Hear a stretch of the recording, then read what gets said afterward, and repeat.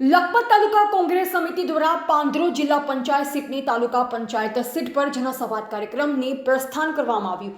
સોનલનગરથી બરંદા પહોંચતા આજે સવારે એકતાનગર શ્રી રામદેવ પીર મંદિર ખાતે લખપત તાલુકા કોંગ્રેસ સમિતિના આગેવાનો દ્વારા એકતાનગર ગ્રામજનો તેમજ વેપારીઓ સાથે ગરીબ વિકાસ કામો વિશે ચર્ચા કરવામાં આવી. આવેલ મહેમાનોનું શાબ્દિક સ્વાગત વેપારી મંડળના પ્રમુખ શક્તિસિંહ ઝાલાએ કર્યું. આ પ્રસંગે કોંગ્રેસ સમિતિના પીસી ગઢવી, તાલુકા પ્રમુખ ઇબ્રાહીમભાઈ, મામદભાઈ જત, રાણુભા જાડેજા, અલી મામદ જત, રાજેશભાઈ સોની હાજર રહ્યા. પીસી ગઢવીએ તાલુકા પંચાયત તેમજ ગ્રામ પંચાયતની યોજના વિશે વાત કરી અને જીએમડીસી તેમજ જીએસીએલ પાંદરો CSR ફંડની માહિતી આપી. વેપારી મંડળ દ્વારા એકતાનગર ખાતે શૌચાલયનું પાણી કનેક્શન તેમજ સ્ટ્રીટ લાઇટો વર્ષોથી બંધ હાલતમાં છે અને ગટર વ્યવસ્થા કરવા માટે રજૂઆત કરવામાં આવી. ભરતદાન ગઢવીએ બજાર સફાઈ કરવા છેલ્લા 1 વર્ષથી ગ્રામ પંચાયત દ્વારા કોઈ વ્યવસ્થા નથી. વેપારીઓ પોતે ખર્ચ કરીને સફાઈ કરાવે છે. આભાર વિધિ રાજેશભાઈ સોનીએ કરી. રાજેશ સોની, સંયોજક, પાંદરો જિલ્લા પંચાયત સીટ. આજે અમે પાંદરો જિલ્લા પંચાયત સીટ દ્વારા જનસંવાદનો કાર્યક્રમ અમે ચાલુ કર્યો છે, જેની અંદર અમારા પાંદરોથી લઈ અને પાંદરો જિલ્લા પંચાયતની સીટની અંદર આવતા તમામ ગામો છેક છેર સુધી, આપણે અટલા સુધી, કટેશ્વર સુધી, પાંદરો સુધી આ અમે જનસંવાદનો 8 તાલુકા પંચાયતની અમારી સીટ છે.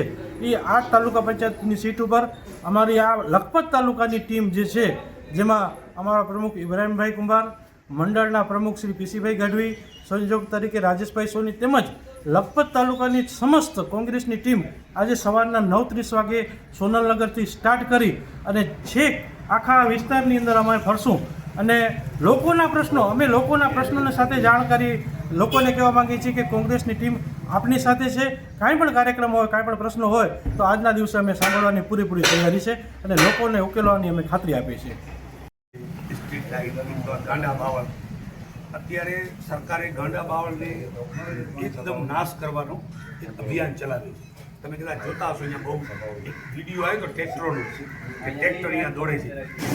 કદાચ આ મહેશભાઈએ જોયો, ખબર છે, ટ્રેક્ટરોનો વિડીયો આવ્યો તો અહીંયાથી ટ્રેક્ટરો કોલસાના બાવળ ભરીને નીકળે છે. એનો મૂળ ઉદ્દેશ એ છે કે ગામો ગામ બધી જમીનોમાંથી આ બંજર બાવળને કાઢવું અને જમીનો તો એ અભિયાન પણ ચાલુ છે અત્યારે. બીજો ખાસ તો આપણી આ જે પંચાયત રહી, તમે હજુ પંચાયતની બોડીને પણ હજુ ઘણી વાર છે. સરકારની ગ્રાન્ટોમાં આપણે પંચાયતમાં જે કામ લેવા હોય તો તમે આજે જ આપણો સરપંચ અહીંયા આવશે અને 35 લાખ રૂપિયા સુધીના કામો આ વખતે ગ્રામ પંચાયતને આ લોકો સજેશન કરવાનું કીધું હમણાં છેલ્લા વર્ષમાં.